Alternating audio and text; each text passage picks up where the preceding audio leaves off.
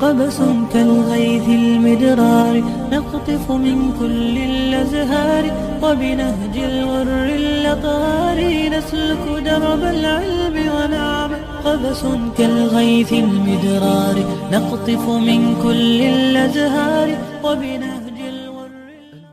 negative programming iska dhaadhicisid niyo aniga ilaahay baa inacab qaar baa saas ku dhahay wallahi nin dhalinyaro ah oo qurux badan oo xoog la maalin wuxuu igu yiri waxaan ku yiri akhi salaada ma tukatid markaas wuxuu waraa ina xaash aniga wax ma ku sheega aniga noloshayda waxaan ahay ay baan ahay fiiri ay baan ahay war ana 35 sano jira xaas ma lihi fiiri oo lacag ma haysto oo digrii ma haysto oo maxaan ku noolahay maxad war salaada sheegis maxay tahay yaan caabudaa war haddaan dhinta aniga janaazadeyda ha imaanin ay dhintay baan ahay dadka u sheeg waxaad tiraahdaa kaas qubraha ayda lagu dugo aniga waa ilaahay wasaa ula challenge garaynaya haddaad aamintid ilaahay baa ku neceb dadka qaar waxay leeyihin why me why aniga why igu dhacayaan aniga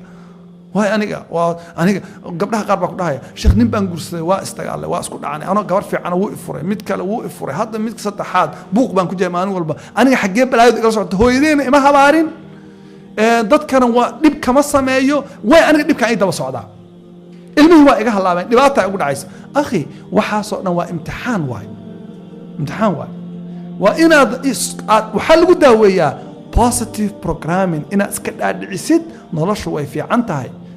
waa waqti badan baa kaa horeeya weli waa fursad badan